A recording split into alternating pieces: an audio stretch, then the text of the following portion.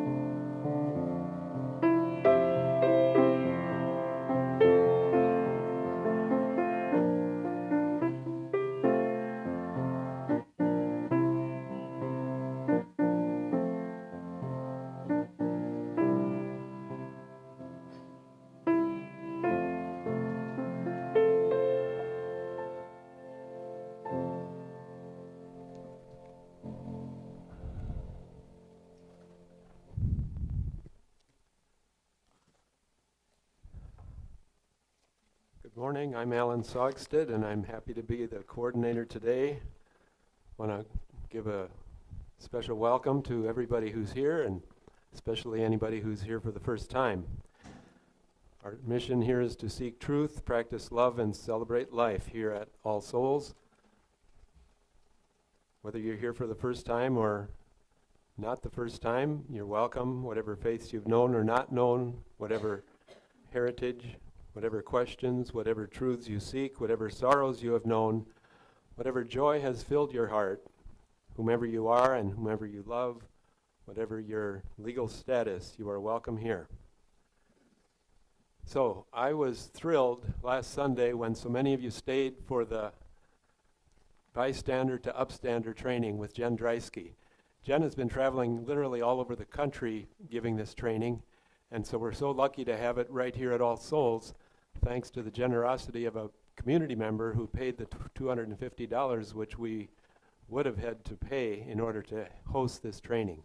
So we had part one last time. If you weren't here, you can still take in part two today. It'll be right after the service, or right after our coffee fellowship time, and the fellowship will be right here in back, so it's extremely convenient to get your refreshments and come back in and take part in that training again today, part two. And then anyone who might wish to have further conversation with our awesome speakers today, you could bring your coffee and go downstairs, and they'll meet you downstairs for further conversation. Wednesday, we're serving cookies at Augustana University. If you're available to help with that, that would be wonderful. Or if you're willing to bring cookies, that would be wonderful. You can make contact with Liz, our president, and let her know that you're bringing cookies, and you can arrange to meet her and take care of that. It's one way that people at Augustana can see what a real live Unitarian Universalist looks like, and a chance for exposure for us in the university community. Saturday is our monthly church cleanup time, starting at 8:30 if you can help out with that. And Friday night here at All Souls, today's speakers are going to present a longer presentation, including their amazing personal story. So today is more the essence of what they've learned through their experience, but Friday night you have a chance to hear the entire story. So that'll be at 7 o'clock here at the church on Friday night. Any other announcements that need to be made? Okay, hearing none, we'll continue with the prelude.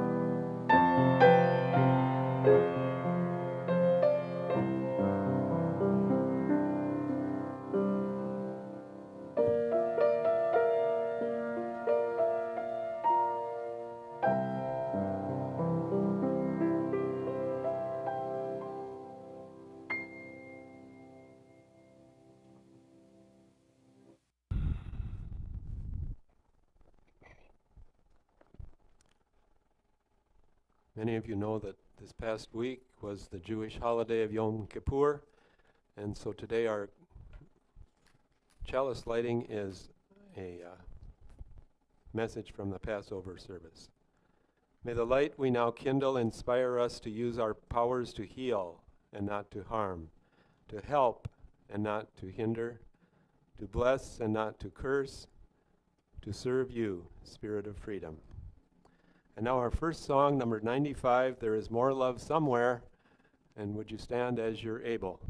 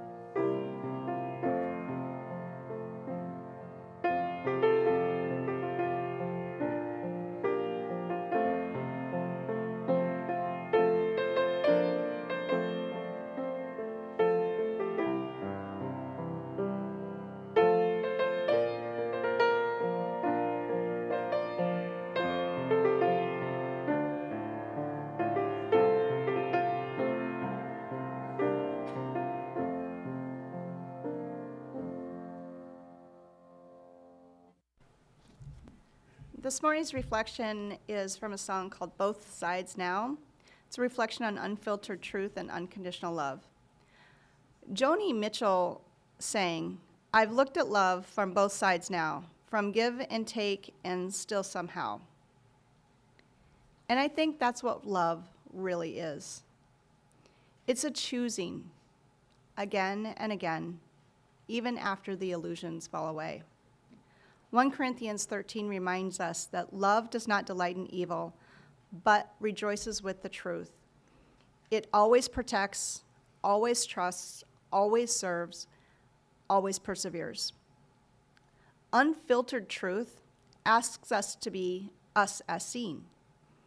Unconditional love says, you're still safe here.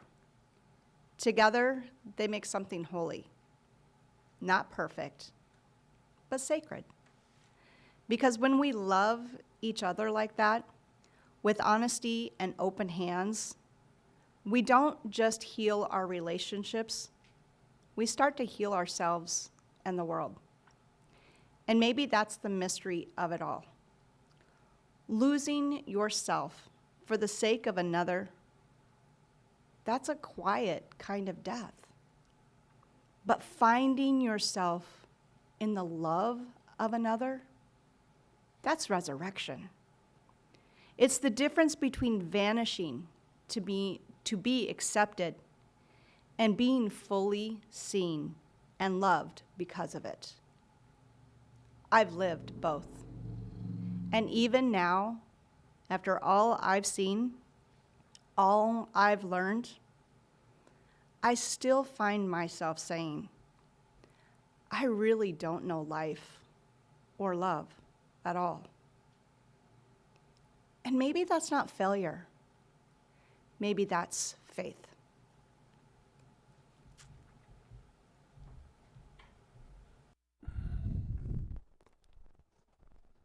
Time for the story for all ages.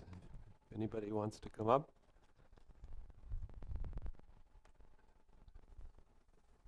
And before I forget, for those who are older, who are going downstairs, there are muffins on the piano.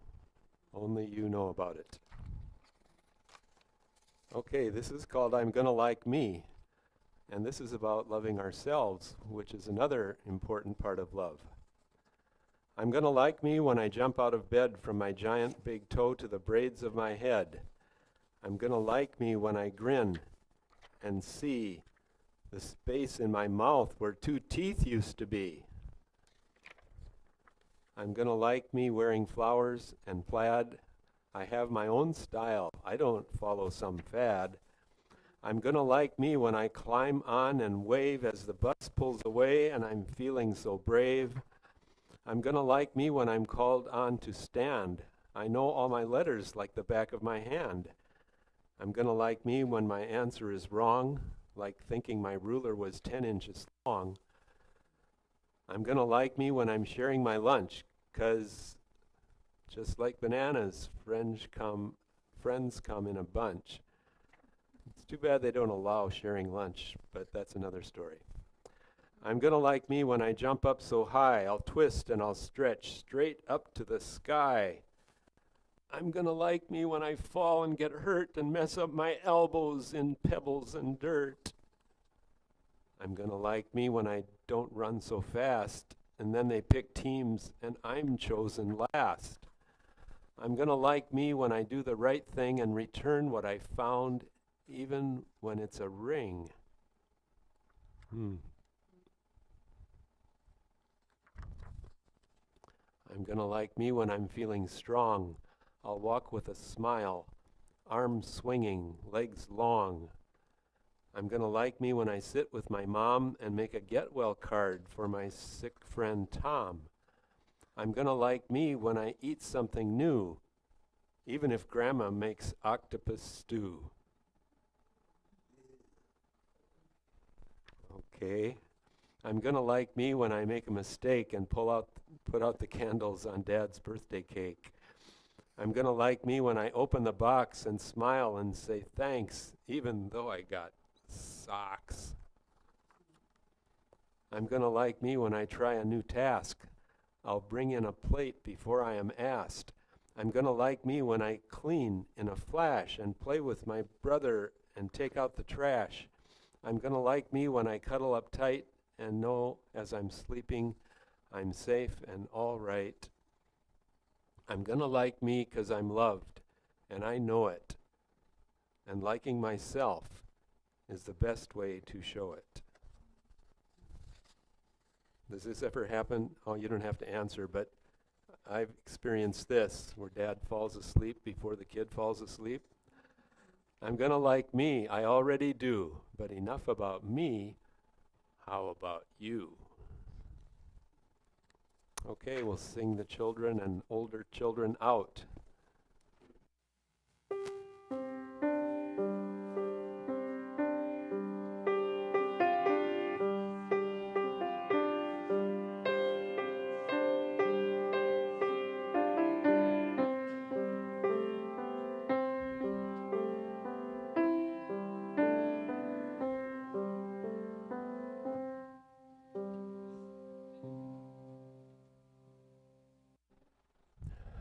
Now it's time to share our joys and sorrows, an opportunity to reflect on what is going on in your life and in the world, whether it's something you are joyful about or not so joyful. And a lot of us find this to be one of our favorite parts of this service. My joy today is that someone pointed out something that I might not have noticed. It's the 5th anniversary of my starting to be your minister here at All Souls. So,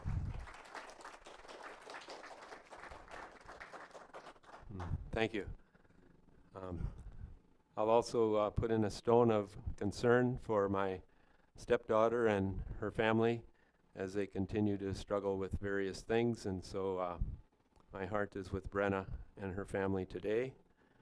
And now I invite you to come up and take a stone and warm it in your hands, and pick up a mic, please, so everybody can hear and share what's on your heart.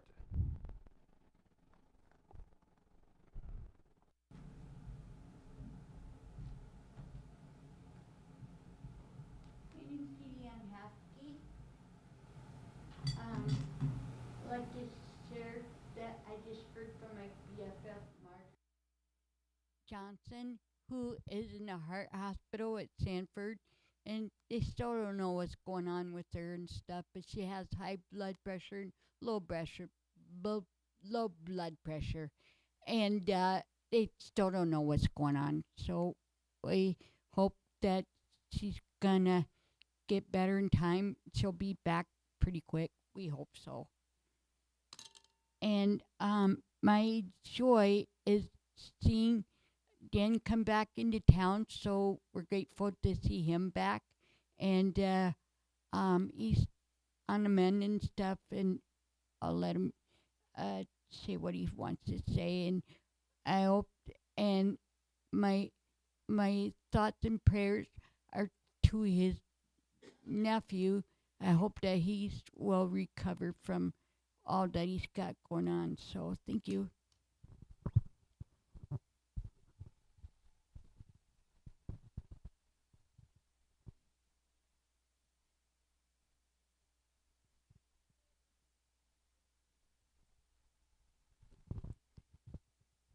I'm Ann Kunze, and I have so many joys and sorrows and things to tell tonight that I'll just have to skip some of them.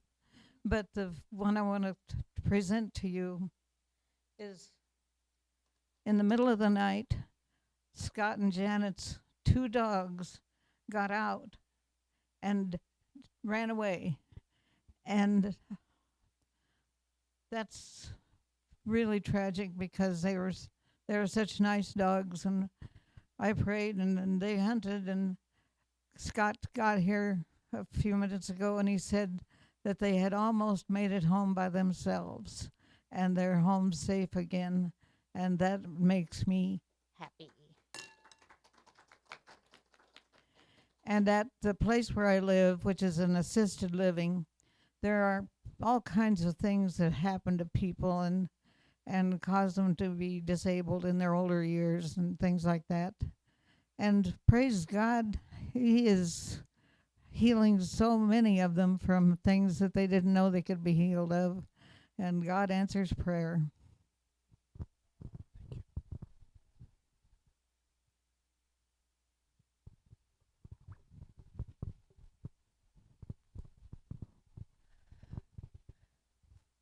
Good morning. I have 2 joys. One is that my granddaughter Nadia turned 17 on Friday, and my daughter started a job.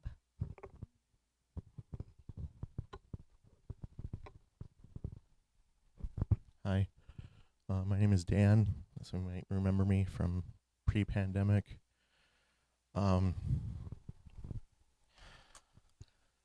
Last year, my wife of 25 years left me, and I found a new love this summer.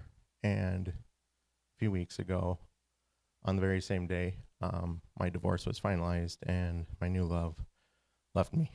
And so I was kind of double whammy there, like being told by 2 different people I suck at relationships. And what I learned from this recent breakup was that I have a deep-seated fear of abandonment and kind of an anxious attachment style, and chose attachment over authenticity. So I've just been working on, being happy with my own company and learning from those mistakes. And it's been a little challenging when you're clinging on to that hope that reconnect with the more recent ex. But based on what you said earlier and the story we just heard, I'm hopeful that I'll get a lot out of today's service.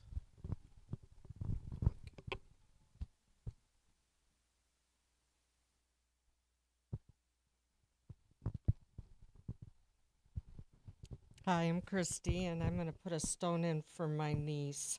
For last year, I've been fostering her kitty, and my niece has graciously decided that Kitty is better off in our home because she's brought such joy to my puppy, who's been so lonely since the loss of her brother.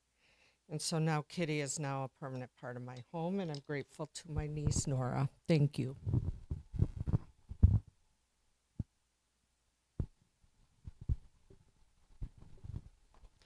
Hi, my name's Dan Reiki. I've been gone for a month, traveled out to Washington, and a lot of smoke and stuff out there, but survived that well and had some good days as well as smoky days. Got back safely, all that's good. It's nice to come home to my family. This is a place where I know I can say what I think and believe what I do and keep growing and learning and expanding and going, well, yeah. And so it's fun to be with you people. It's good to be back with Edie and Jenny to help give them rides places. I had hernia surgery on Thursday afternoon, and the peristalsis has shut down, if you know what that is. So I'm hoping things will get moving again in that department, but I trust they will. One thing that is moving in me is a great joy getting back playing violin with JC. We had a practice this last Monday, and we're going to be practicing again on Monday. Oh, we've got some fun numbers. We're learning to a new style, a fiddle style of music, and it's fast and fun. And we're hoping to continue enjoying sharing that kind of fun and violin duet music with the nursing homes. Anyway, I'm happy to be here. It's good to be with Minister Allen. It's good to have followed you. Thank you for the good coverage of your service. And appreciate you, JC, and others who work in the tech department, because I was following you guys and watching you from behind. But it was all good, and I got a lot. And Carol, it's good to be with you. And Carol's going to be playing music with JC and I as well as we prepare for this music event. So it's all very good. My love is grows here. And Dan, welcome aboard. Another Dan. Dan, love you. Been places you've been, brother, and just want you to know it's good to be back. So thank you.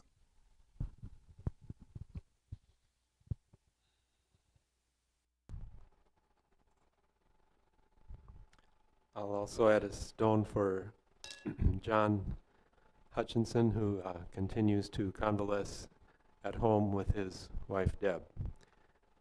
And one final stone for those unexpressed joys and concerns that are in our hearts. And now we'll take a moment of silence.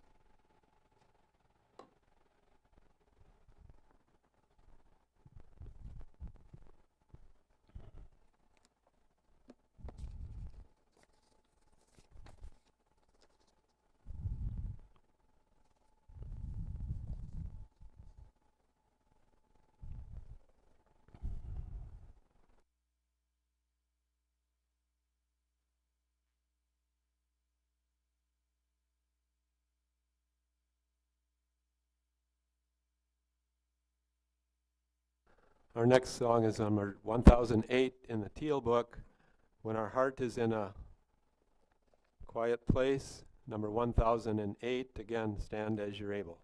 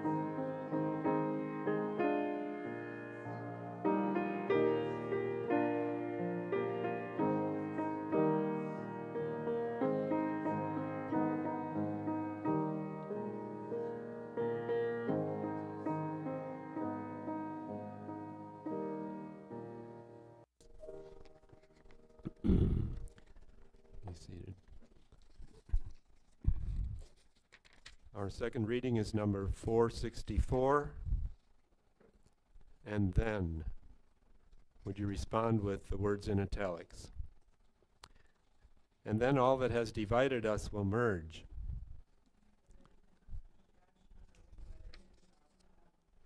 And then silence will come to a world that is harsh and unkind.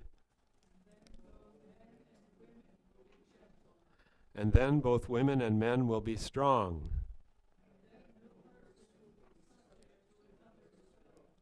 And then all will be rich and free and varied.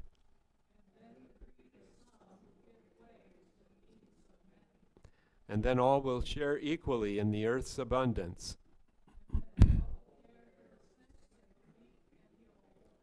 And then all will nourish the young. And then all will live in harmony with each other and the earth.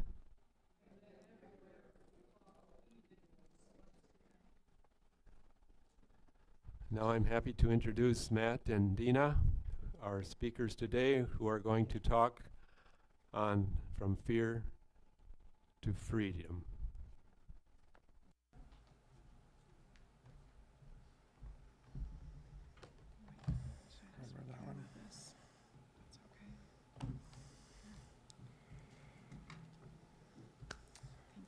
Good morning. Have you ever felt torn, pulled apart between two existing modes of operation? I grew up with two very different personalities, pulling me in opposite directions.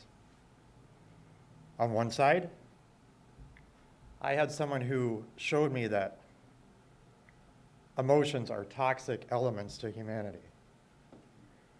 Whatever you're feeling about anything, really, just stuff it deep down inside yourself.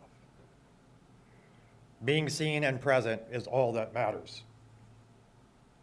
Don't laugh. Don't cry. Don't be mad. Don't be happy. Don't be sad. Just be a rock. Emotions equal weakness. On the other side, it was virtually the exact opposite. Be overly emotional about everything. Be dramatic, be histrionic.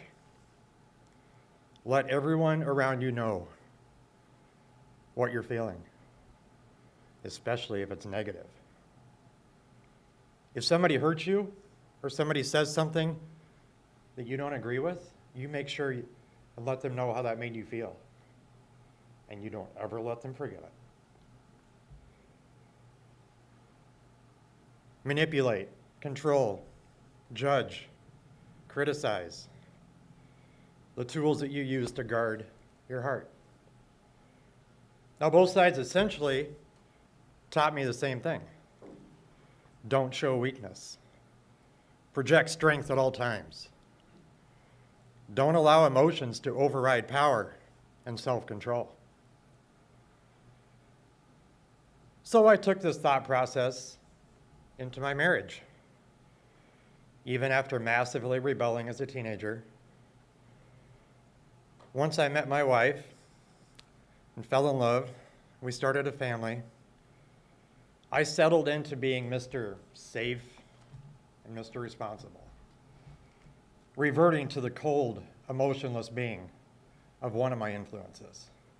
I rarely expressed happiness or joy. I also turned her into a mixture of both of my influences. Heavily guarded, condescending, controlling. It seemed like it was little 8-year-old me versus adulthood. I rebelled against this feeling. For a long time, I fought this dynamic. But I knew this would be my life now. So that's how it became for 30 plus years. Anything I did that I determined would be perceived as weak, I pushed it down into my psyche. Yes, there were numerous moments of vulnerability over the years, but those moments were more of a pity-inducing ploy. Please have mercy on me. Please feel sorry for me. Please feel so bad for me that you don't abandon me. I was strictly in survival mode. Don't dare fail to appear manly. And what Matt didn't know was that while he was surviving, I was slowly disappearing. I had been trained just like he had, only from a different angle. In my childhood, I learned to lie. Not to hurt anyone, but just to stay safe.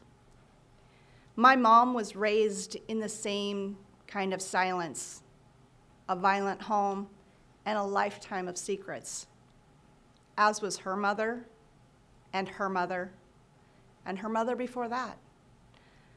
Generations of women in my family learned to lie to survive, and they taught their children to do the same. You could say deception and dishonesty was my mother tongue. As a kid, I learned to filter everything I said through fear. Say the right thing, even if it's completely untrue. Smile when I was breaking, but only if it's safe to be happy. Hide what's really going on. Be quiet. Don't ask questions. Don't show off, but work hard. Just disappear into the wallpaper. In my house, it was survival of the fittest between my mom and my 4 siblings. So blame someone else, anyone else. Just don't get caught in a lie. So I learned to manipulate, gaslight, divert, exaggerate, minimize, distort, guilt trip. So when we got married, naturally, I brought that into our relationship. And at first, it looked like peacekeeping, like being the good wife, like emotional maturity, because I was living with an 8-year-old. But over time, it became much darker. Self-erasure. I was smiling, functioning, raising kids, teaching Sunday school, but I was doing it while slowly losing touch with my own voice. Then, I shattered my kneecap. What appeared to be an accident was actually the Holy Spirit forcing me to stop. Stop running from myself. Stop hiding. Stop pretending. And I realized something that I had been too afraid to admit. I felt more like me when I was alone than when I was with him. And that broke my heart.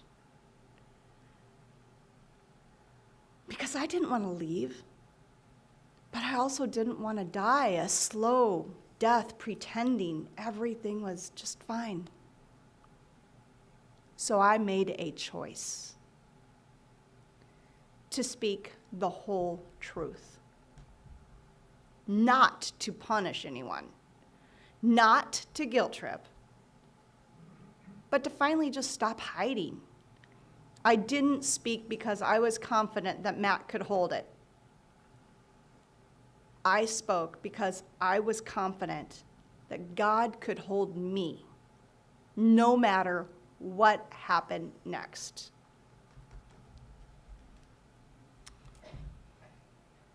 What happened next was the life that I knew and the life that I had become comfortable with immediately disappeared. She let down her guard. She removed her armor. She became open. For the first time since I had known her, she was, all of a sudden, there in all her glory, there in all her beauty. But the suddenness, the fact that her honesty was excruciatingly painful did not diminish the fact that I now had what I always so desperately desired. The truth. The truth. Unfiltered, untamed, unhinged, raw, real, and authentic. I was now unblocked to become the true me. The truth. Finally.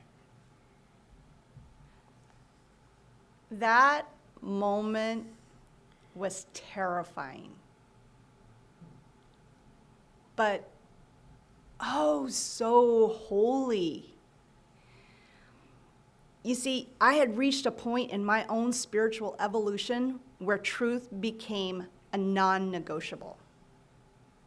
Not because I was trying to be authentic or speak my truth in some Instagram-worthy kind of way, but because if I didn't, I felt like I would explode or die.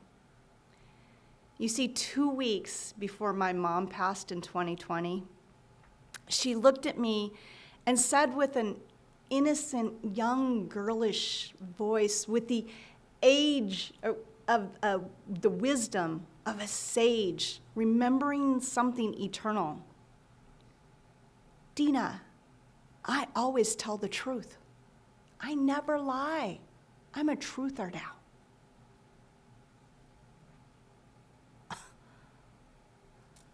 I've been lying since I was a child. Not just lying, but holding my voice, my truth hostage.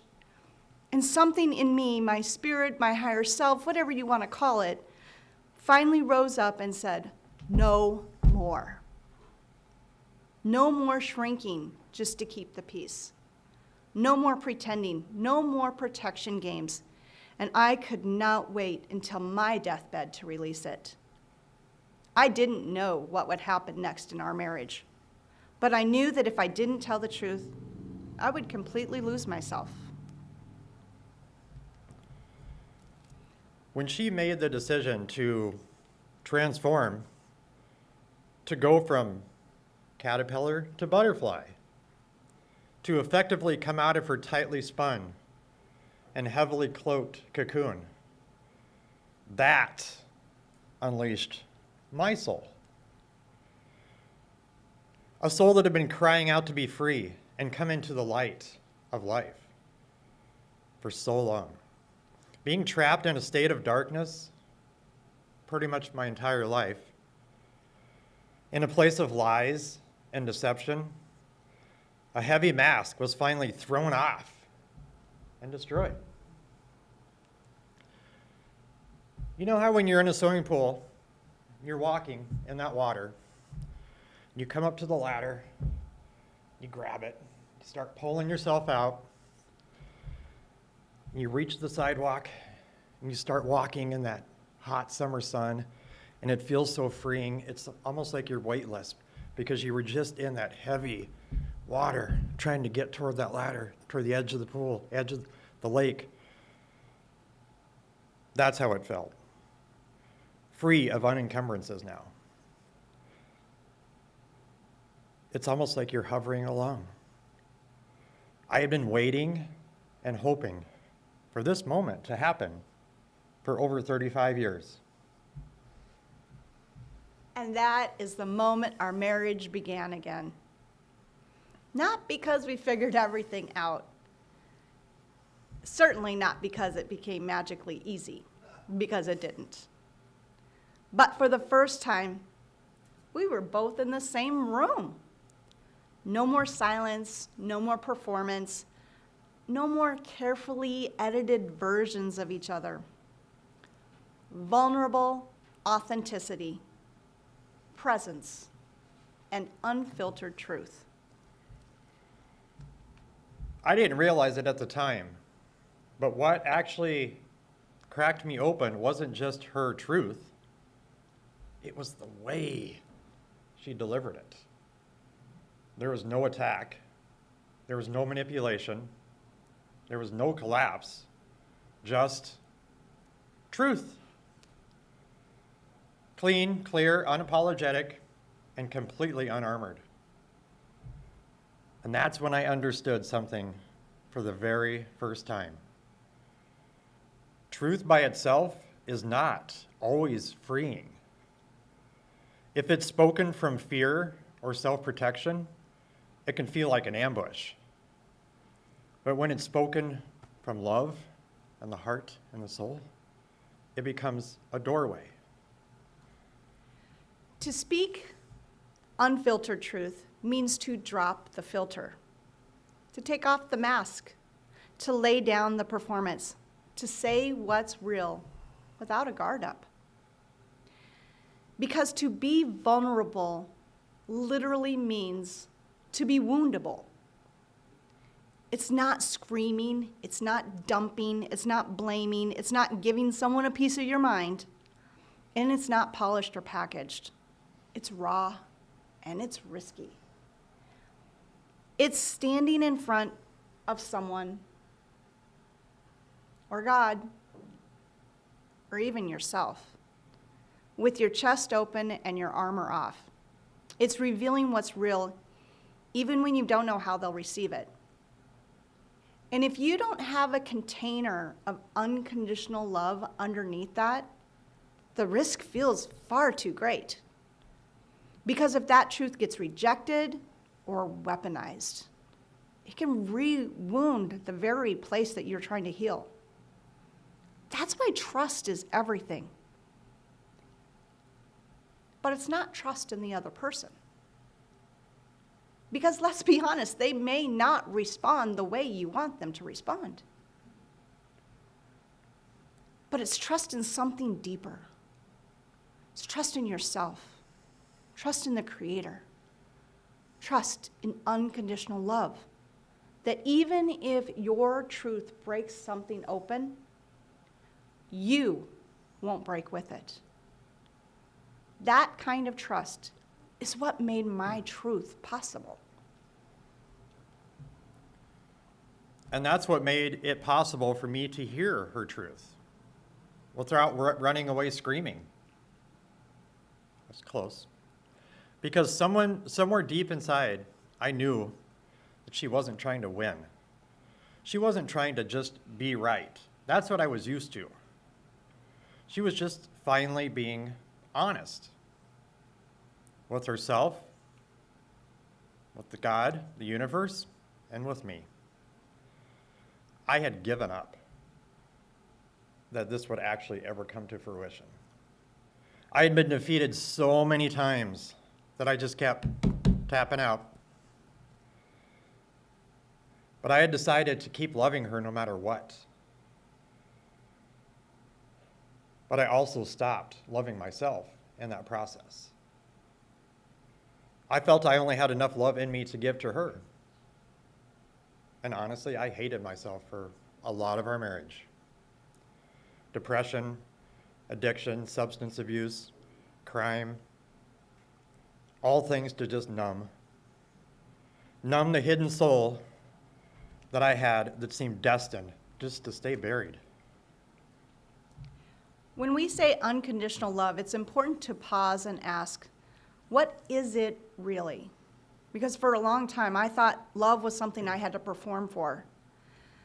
I thought love could be withdrawn if I said the wrong thing, showed too much, or disappointed the people around me.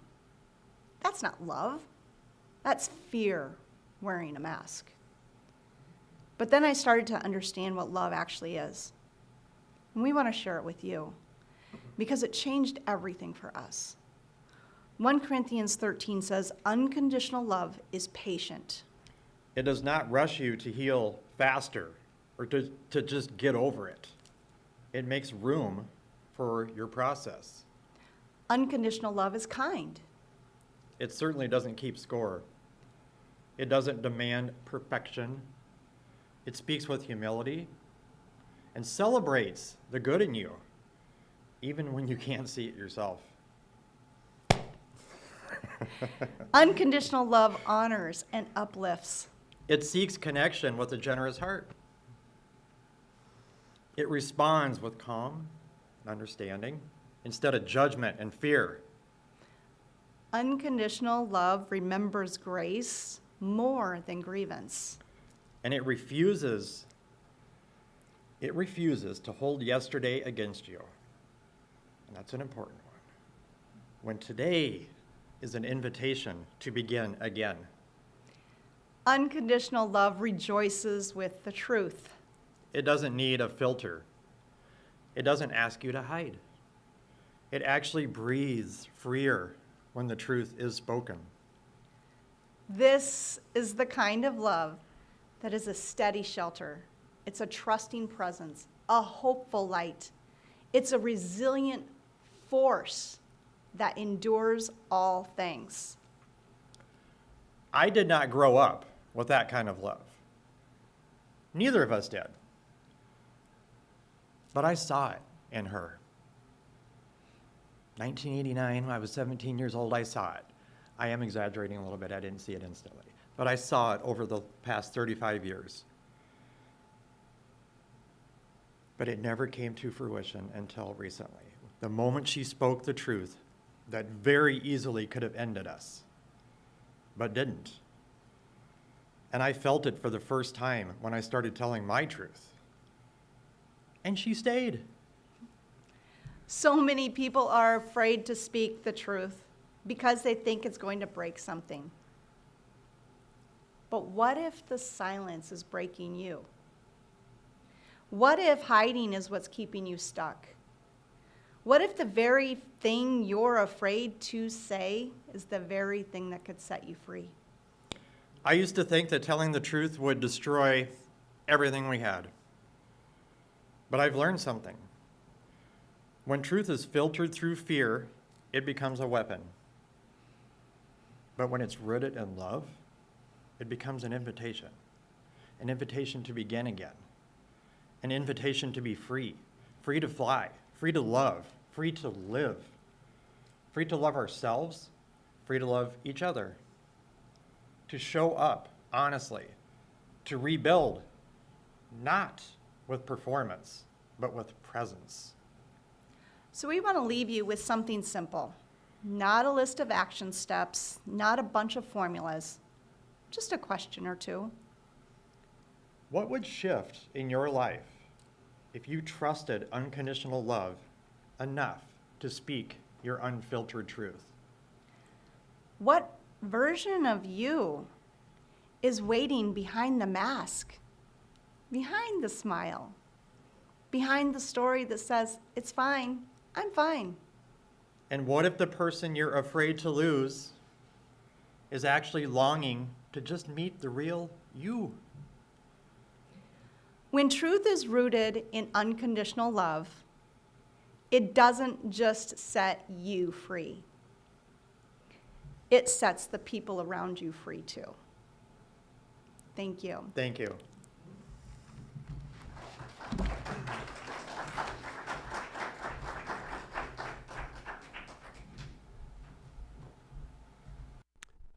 And thank you, Dina and Matt, for courageously sharing so much of your heart and your journey.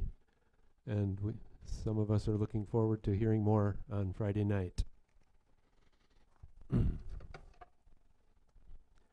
this time, we receive an offering to keep the place going, and half of our loose offering goes to Promising Futures, which benefits Title I schools and those children in the Sioux Falls School District.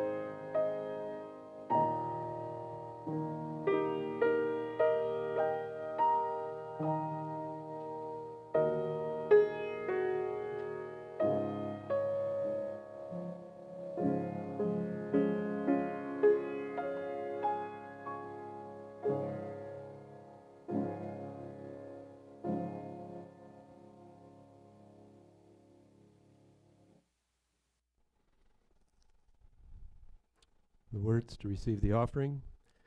We give these gifts freely. We receive these gifts gratefully. We dedicate these gifts to the work of our congregation, serving human wholeness, caring for our planet, upholding religious freedom, welcoming the stranger, loving one another. Our third song is number 299. Please stand as you're able, number 299.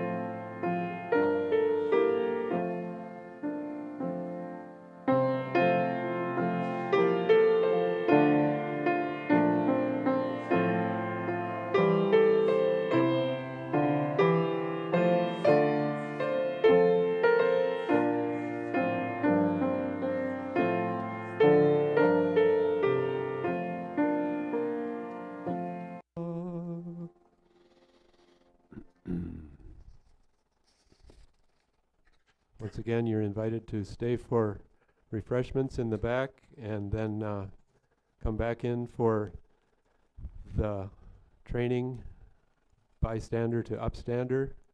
Our speaker, Jen, is already here, and so we'll try to start at about 10 after 11.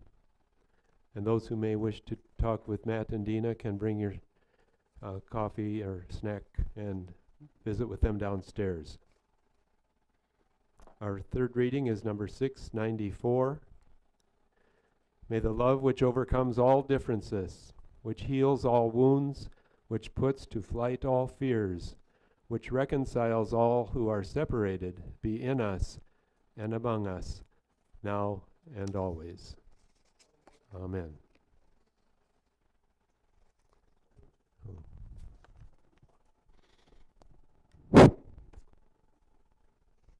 The chalice is extinguished, but the light goes with us out into the world.